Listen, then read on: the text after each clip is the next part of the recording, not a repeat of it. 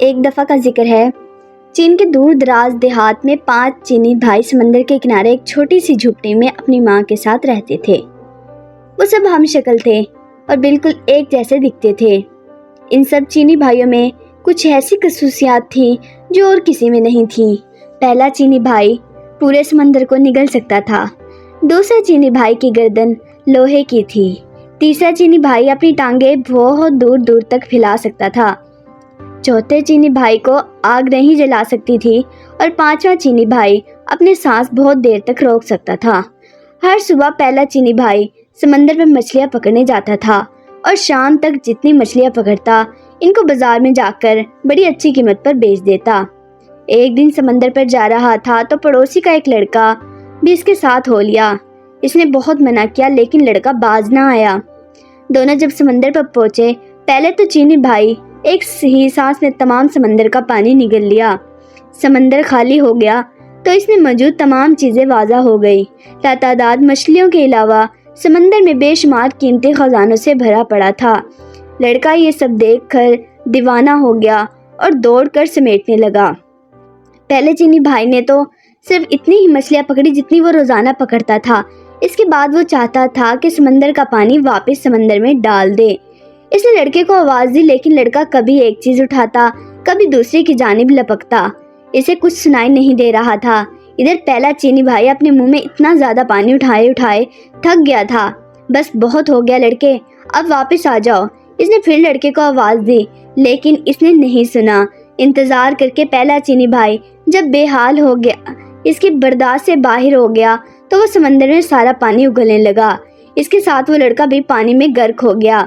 پہلے چینی بھائی جب اکیلا گاؤں واپس آیا تو گاؤں کے لوگوں نے اس لڑکے کے بارے میں پوچھا لیکن وہ کوئی جواب نہ دے سکا۔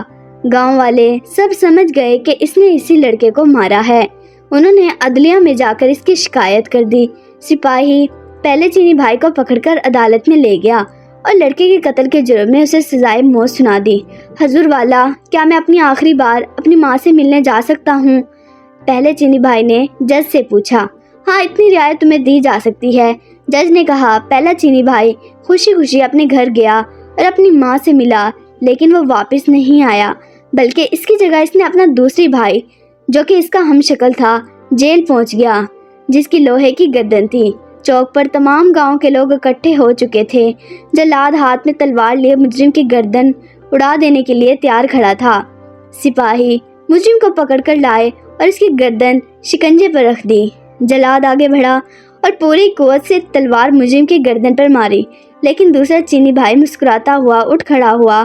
چونکہ اس کی گردن لوہے کی تھی اس لیے تلوار نے اس پر کوئی اثر نہ کیا۔ یہ دیکھ کر گاؤں کا ہر شخص سخت برہم ہوا۔ اس کو مارنے کے لیے کچھ اور طریقہ سوچا جانے لگا۔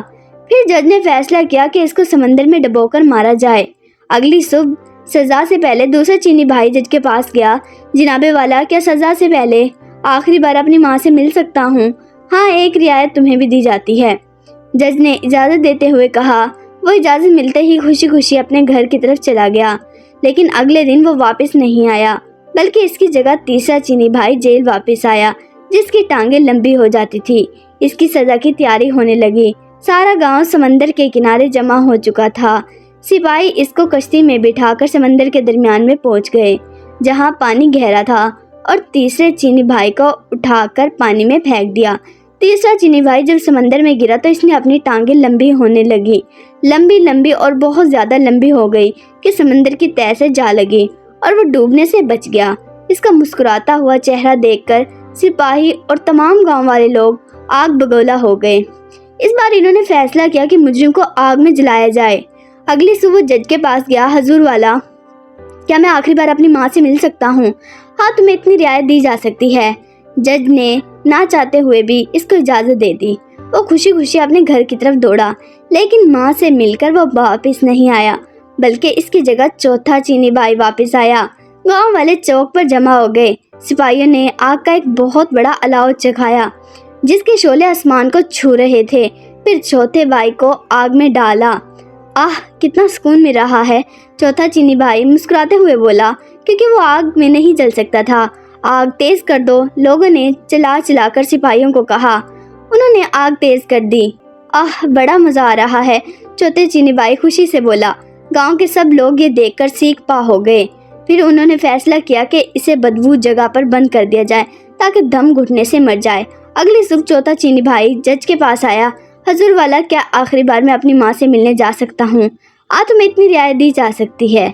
जज भी इस बार गुस्से से बोला। इजाज़त मिलते ही चौथा चीनी भाई दौड़ा दौड़ा अपने घर गया, लेकिन वो अपनी माँ से मिलकर वापस नहीं आया, बल्कि इसकी जगह इसका पांचवा चीनी भाई आया। सारा गांव चौक पर इकट्ठा हो चुका था। एक बंद कोठरी में बेशुमार बदबू और जहरीली जड़ी बूटियां इकट्ठी कर जलाई गई और पांचवें चीनी भाई को इस कोठरी में फेंक दिया गया और ताला लगा दिया गया। सारी रात जासूस ने गांव वालों को कोठरी के बैठे रहने का इजाज़त दे दी। सुबह को जब सिपाहियों ने इसकी लाश निकालने के लिए दरवाज़ा खोला, तब पांचवा चीनी भाई मुस्कुराता हुआ बाहर निकला, क्योंकि वो बहुत देर तक अपना सांस रोक सकता था, इसलिए बदबू से नहीं मरा। लोग ये देखकर हक्का बक्का रह गए। जज आगे बढ़ा और बोला, हमने तुम्हें हर मुमकिन तरीके से मारने की कोशिश की, लेकिन तुम हर बार बच गए। इसका मतलब है कि तुम बेगुनाह हो, लिहाजा तुम्हें इस जुर्म से बाइज्जत बरी किया जाता है। अब तुम आज़ाद हो। तमाम गांव वालों ने भी जज की इस बात से इत्तफाक किया, इसका पीछा छोड़ दिया। वो खुशी खुशी अपने घर की तरफ दौड़ा, जहां इसकी माँ और चारों चीनी भाई इसका इंतज़ार कर रहे थे। इनकी बाकी ज़िंदगी हंसी खुशी गुजरी। दोस्तों, अगर आपको हमारी स्टोरीज अच्छी लगे तो हमारे चैनल बी स्टोरीज को प्लीज़